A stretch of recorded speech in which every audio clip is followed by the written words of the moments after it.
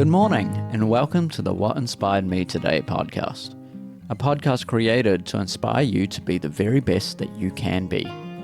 My name is Stephen Matthew, and this is what inspired me today. Good morning, everyone. Welcome back to the podcast. It is an honor and a privilege to be speaking with you today. I want to begin by thanking all of you for continuing to support this podcast. Thank you to all those that are subscribing and commenting as well. Your support means the world to me. This week, I want to use a quote by Marianne Williamson. You may have heard it before in the movie Coach Carter. The quote says this: "Our deepest fear is not that we're inadequate.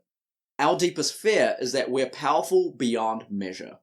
It is our light, not our darkness, that most frightens us." In the movie, they add on another sentence that says, "When we let our light shine, we subconsciously give other people permission to do the same." The reason why I was thinking of this quote this past week was based around a conversation I had with a loved one, and it triggered for me this idea and thought about my own life and the pivotal moments that it took. Because in our lives, there are so many different conversations and events that happen that mold us and shape us into who we are today. I come from a family of educators and preachers and teachers, and I married into a family of educators as well. So education is really important to me and in my own life. I know in my own life that it was because of a handful of wonderful teachers that I am where I am today. But conversely, I know that in my own life, that it was a few bad teachers that almost destroyed my academic career and my own self-confidence. This is because we, especially as children, we take what we hear from the adults that we trust to be fact, even when it might not necessarily be the case. And even if it is not fact and we're cognizant of that, the feelings do not change either. So, what this memory triggered for me in my own life was remembering the value and the importance of what we do in our own lives and how we can affect change with the people around us. What you say matters. What you say to your children matters. What you say to your spouse matters. What you say to your siblings matter. What you say to your friends matter. What you say to your bosses and people above you, but even more importantly, what you say to people that are in subordinate positions from you is also important. Because we have in our own lives the power to make or break people. And so be careful of what you say. It is our light and the things that we can do that most scare us. What that means is that we all have a certain level of self-confidence. And it's that self-confidence that we should build up in the people around us. You can break a person by breaking their self-confidence. And that is not something that we want to do. It is something that is evil and malicious and really insidious. Because when we break someone, when we break them of their self-confidence, we are actually stripping away that individual from reaching their full potential. I have learned through hard experience the value of our words. This is why I make this podcast, because my ultimate intention is to bring life through the words that I speak to the people around me. Now, will this podcast blow up and become famous? Who knows? It doesn't matter. For the select few that listen to it, I want to encourage you that you are worth it. I want to encourage you that your life matters, that your work matters, that your goals, that your aspirations, that where you want to be matters. And you might not change the entire world, but as you make incremental changes in your own life, you will see monumental changes that occurs all around you. That is my goal. My goal is to speak life because I want to make sure that I do not break down anyone's self-confidence. Because as the rest of the quote says, at least in the movie, it says that as we allow our light to shine, we subconsciously give other people permission to do the same. Now, when we let our self-confidence flow, that is not arrogance. That is not prideful. that is actually sticking true to yourself and being your best authentic self.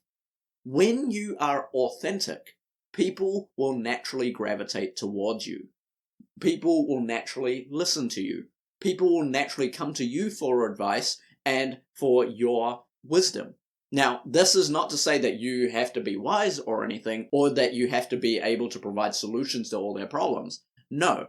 But what that means is that people have an inherent trust in you because you are being your authentic self. Part of being authentic is to be able to make mistakes. And I encourage people every day that it is okay to make a mistake. I encourage my students when I teach them, hey, it's okay if we fall. It's okay if we mess up. What we have to do is to get ourselves back up and then look at the situation. Where did we mess up and how can we improve in the future? This is the same thing that goes with when we are teaching people, right? If I'm teaching people or if I'm preaching, I don't want to put out this message or to put out this image that I'm perfect. I am far from perfect. And because I'm far from perfect, it gives me the empathy to realize that I am talking to people that are also imperfect. And we are all imperfect. This allows me to be my authentic self. It means that I am not going to break myself down because I am not showing my perfect self. This is something that I've had to learn as I grew up, especially as a pastor's kid, right? We have this image that we have to uphold, that we have to be perfect. And I actively fought against that when I was younger because I cannot pretend to be Jesus when I'm not. But what I can do is something that he instructed us, all of us, to do. And what he said was, if you have a light, you do not want to hide it under a pot. You want to put that light up on the mountaintop. You want to put that up on a hill so that other people can see it. The light that I have in me, I cannot allow other people to dim it.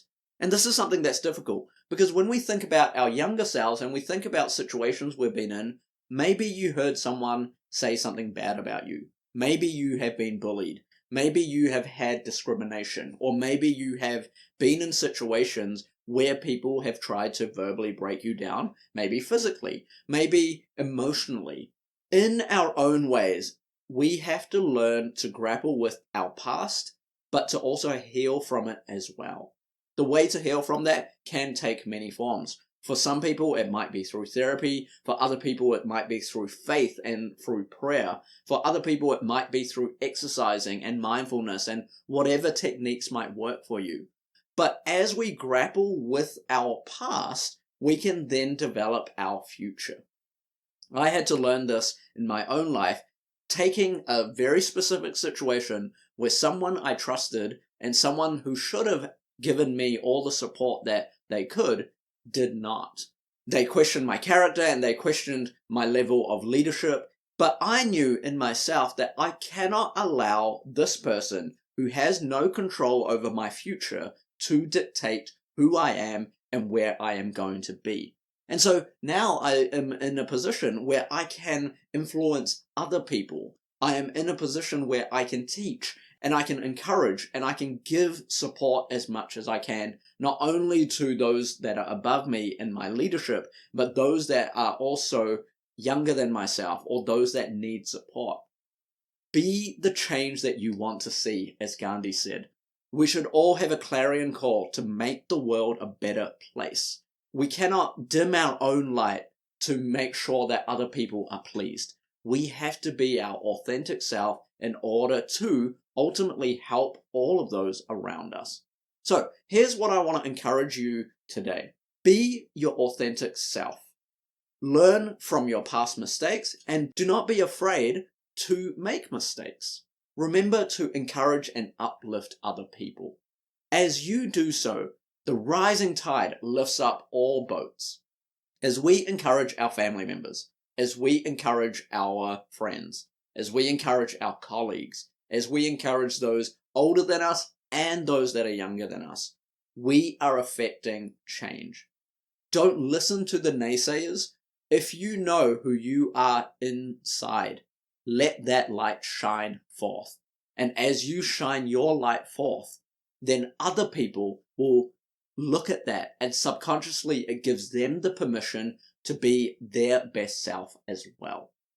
So in today's podcast, I didn't want to give you a whole breakdown and list of what to do. What I wanted to encourage you is that you are enough, and what you do and what you have to contribute in this world is important. What you have to give to this world is important. What you have to offer to those around you is important. I want to encourage you that your light is something worth shining. It is your light that can shine forth and let other people see who you are, who your Creator is, who they need to become themselves. So, with that said, have a great week.